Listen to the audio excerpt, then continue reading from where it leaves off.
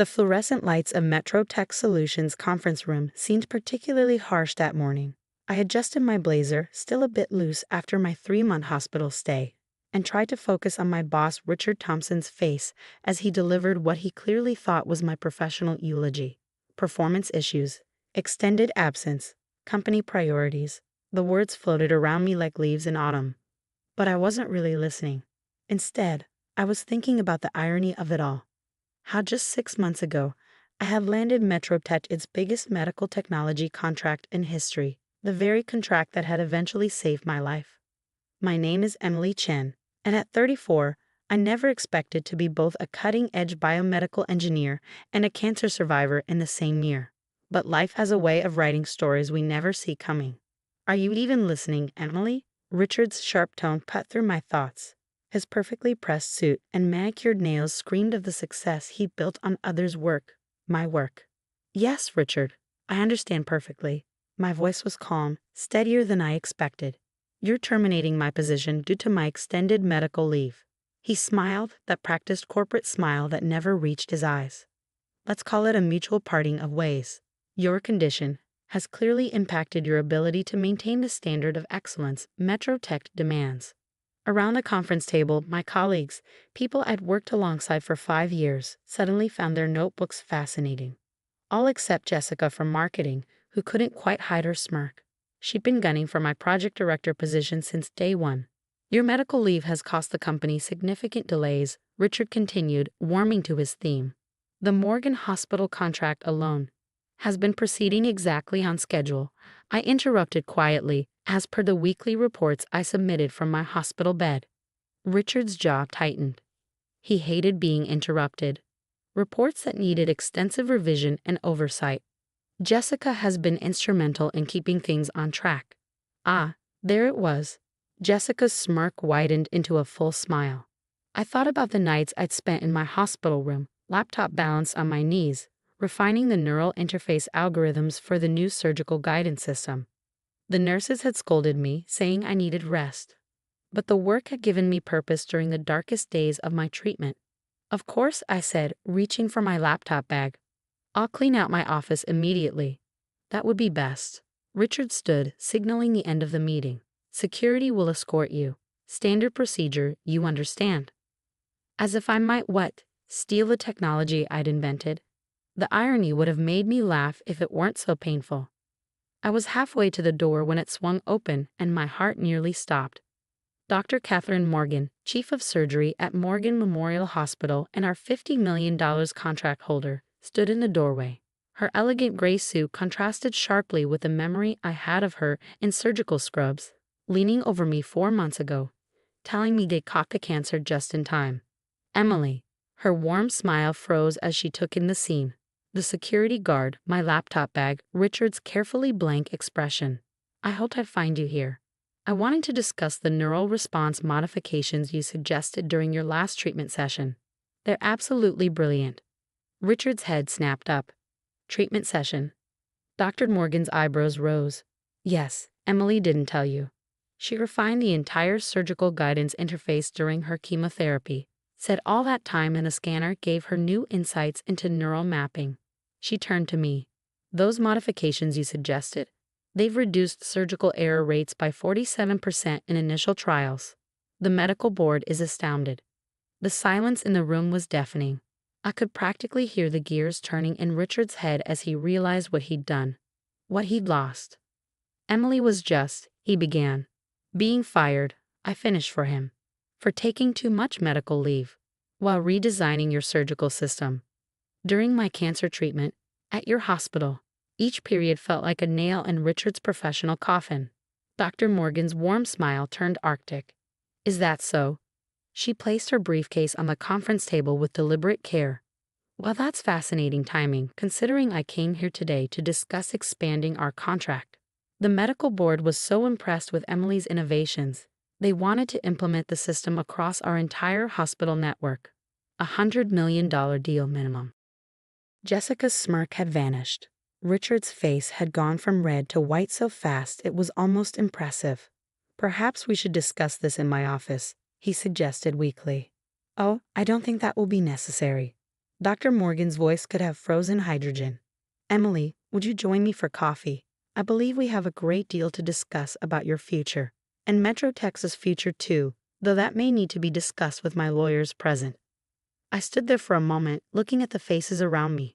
These people who had been my colleagues, who had watched me work myself to exhaustion building something revolutionary, who had said nothing as I was cast aside. I'd love to, I said, shouldering my laptop bag. I know a great place just down the street. As Dr. Morgan and I walked out, I heard Richard's voice, slightly desperate. Emily, wait. But I didn't wait. I didn't look back, because sometimes the best revenge isn't about getting even. It's about moving forward, about taking your brilliance somewhere it will be truly valued. And as Dr. Morgan and I stepped into the elevator, I caught a glimpse of myself in the mirrored walls. I looked different than I had 6 months ago. Thinner, yes, but also stronger somehow. More certain. You know, Dr. Morgan said as the doors closed, I'm not just interested in buying your technology. I'm interested in building something entirely new, something that could change medical technology forever. She paused, studying me. How would you feel about starting your own company? I smiled, thinking about all the ideas I'd sketched out during those long nights in the hospital, ideas that went far beyond what Metro Tech could ever envision. I think, I said carefully, that would be exactly what the doctor ordered. The elevator doors opened to the lobby, and with them, opened the first chapter of my new story. Richard and Metro Tech were already fading into the past, becoming nothing more than a reminder that sometimes our worst moments can lead us to our greatest opportunities. But this was just the beginning. As Dr. Morgan and I walked out into the bright morning sunlight, I knew that the real story, my story, was just beginning to unfold. 6 months after walking out of Metro Tech's glass doors, I sat in a very different conference room. The furniture was secondhand, the walls needed painting, but the energy in the space crackled with possibility. Around the table sat my newly formed team, brilliant minds I'd handpicked, people chosen not just for their expertise, but for their integrity. The initial trials at Morgan Memorial are exceeding all expectations. Dr. Sarah Wong, my head of clinical research, reported. Her eyes sparkled with excitement as she pulled up the latest data. The enhanced neural mapping system is showing a 63% improvement in surgical precision. We're revolutionizing microsurgery.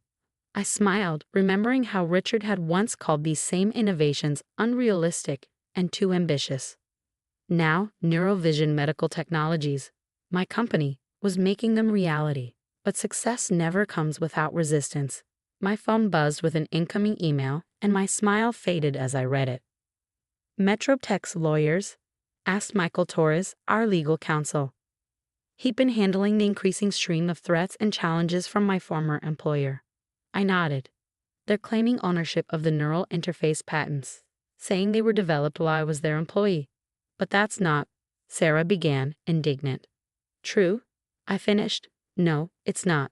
Every innovation in our current system was developed during my medical leave, after they'd already begun the termination process. And more importantly, I pulled out a thick folder I kept secure since my hospital days. I documented everything, every idea, every line of code, time-stamped and witnessed by the hospital staff. Michael grinned. They have no idea what they're walking into, do they? Before I could answer, my assistant rushed in. Emily, you need to see this. She handed me her tablet, open to a tech industry news site. The headline made my blood boil. Metro Tech announces revolutionary neural surgery system. Below was a photo of Richard and Jessica at a press conference, standing proudly before a system that looked suspiciously like an early prototype of mine, the one I'd left behind. They're trying to beat us to market, Sarah said, reading over my shoulder, with an inferior copy of your work. I should have been angry. Instead, I felt an odd sense of calm. They're desperate, I said. They know we're close to FDA approval. They're trying to undermine us before we can launch. What do we do? Asked James Chen, our head of development. He'd left a cushy job at a major tech firm to join my startup, believing in my vision. I stood up, walking to the whiteboard where we'd mapped out our development timeline. We don't change a thing. We stay focused on building something better. I turned to face my team. They're fighting the last war. We're creating the future. The next few weeks were intense. While MetroTech made splashy announcements about their innovative system, we quietly continued our work. Dr. Morgan's hospital network provided invaluable real-world testing opportunities, and each success strengthened our position. Then came the day that changed everything. I was in the lab, fine-tuning the neural response algorithms, when Dr. Morgan called. Her voice was urgent. "Emily, how quickly can you get to the hospital? We have an emergency case, a young girl with a brain tumor. The conventional surgical approach is too risky." I glanced at the prototype we'd been testing. The system isn't fully certified yet. The FDA has granted emergency approval for this case. The family's desperate. They've heard about our trial results.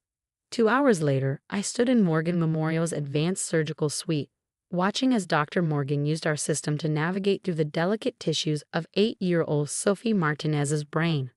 The neural interface provided unprecedented precision, showing pathways and dangers invisible to the naked eye. The surgery lasted 9 hours. When Dr. Morgan finally emerged, her smile told us everything we needed to know. "Complete success," she announced to the waiting family. "The tumor is gone, with minimal impact to surrounding tissue." As the parents wept with joy, I felt a hand on my shoulder. It was Dr. Morgan. "This," she said quietly, "is why we do what we do." The success story spread rapidly through the medical community. While MetroTech was holding press conferences, we were saving lives. Other hospitals began reaching out, asking to be part of our trials. Then came the morning of MetroTech's big product launch. I was surprised to receive an invitation. Clearly a power play on Richard's part, a chance to show off his victory. I decided to attend. The hotel ballroom was packed with media, investors, and medical professionals. Richard took the stage, confident as ever. "Today, MetroTech revolutionizes surgical technology," he began. I sat quietly in the back, watching as he demonstrated their system. It was exactly what I feared, a rushed, superficial copy of my early work. As he walked through the features, I could see the flaws, the corners cut, the safety issues they hadn't even recognized. During the Q&A, a hand raised in the middle of the room. "Dr. Thompson, could you address the safety concerns raised by the Medical Technology Review Board?" Richard frowned. "What concerns?" Dr. Catherine Morgan stood up, commanding the room's attention. "The board's analysis found critical flaws in your neural mapping system. The same flaws, interestingly, that Emily Chen identified and solved months ago, after you fired her." The room erupted in murmurs. Richard's face reddened. "Those claims are unsubstantiated." "Actually," another voice called out, Dr. Wong, standing by the door, "they're extensively documented. We've submitted comprehensive safety studies to the FDA comparing your system's approach with our corrected methodology." "Your system?" Richard sputtered. That was my cue. I stood up. "Yes, Neurovision's system. The one that just saved Sophie Martinez's life last week. The one that's already been approved for expanded trials across 6 major hospital networks." The room's attention shifted to me. Foams came out as reporters recognized the story unfolding before them. "Would you care to explain the differences between the systems?" asked a journalist in the front row. I walked to the stage, each step measured and confident. Richard had no choice but to step aside. For the next 20 minutes, I walked through the technical details, the safety innovations, the real-world results. I didn't deeply attack MetroTech's system, its flaws were self-evident in comparison. In conclusion, I said, medical technology isn't about being first to market. It's about being best for patients. Every innovation in our system comes from real experience, including insights gained during my own battle with cancer, a battle that MetroTech considered too inconvenient to accommodate. The silence in the room was deafening. Then, from the back, someone began to applaud. The sound spread until it filled the ballroom. I looked at Richard, standing forgotten at the side of the stage. He wouldn't meet my eyes.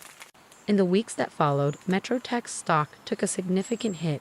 They withdrew their system for further development. Jessica resigned. Richard was quietly moved to a less visible position. But I barely noticed. I was too busy building something that mattered. 1 year to the day after my firing, I stood in our new headquarters, a renovated research facility with state-of-the-art labs and a view of the city. Dr. Morgan had become our board chair, helping guide our expansion into new areas of medical technology. Our team had grown to over 100 people, each chosen for their brilliance and their heart. On my desk sat a frame containing my original termination notice from MetroTech, next to a recent headline: Neurovision Technologies Revolutionizes Surgical Care. CEO Emily Chen named Medical Innovator of the Year. But my favorite moment came later that week, during a routine surgery using our system. As I watched from the observation room, a young resident turned to me and asked, "How did you even think of this approach?" I smiled, remembering those long nights in the hospital when what seemed like the end of my career had actually been the beginning of something far greater. Sometimes, I told her, the best innovations come when you're forced to see things from a completely new perspective. And as I watched our technology help guide another successful surgery, I realized that the greatest revenge against those who try to diminish you isn't proving them wrong. It's soaring so far beyond their limited vision that they become nothing more than a tiny footnote in your story of success. The lawsuit from MetroTech was eventually dropped. They couldn't fight against the overwhelming evidence and public opinion. Richard, I heard, started a consulting firm, though he carefully avoids any mention of his time overseeing medical technology development. As for me, I recently approved our company's new policy: unlimited medical leave for any employee battling serious illness, with guaranteed job protection and flexible work arrangements. Because sometimes the worst moments in our lives lead us to our greatest accomplishments if we're just given the chance to prove it. Dr. Morgan still teases me about that day she walked into my trial. Best timing of my career, she says. I disagree. The timing wasn't lucky, it was inevitable. Because sooner or later, truth and talent will always rise to the surface. The trick is to keep believing in yourself long enough to see it happen. Last week, I received an invitation to speak at a major medical technology conference. The topic? Innovation through adversity: how personal challenges drive professional breakthroughs. I accepted immediately. After all, I have quite a story to tell.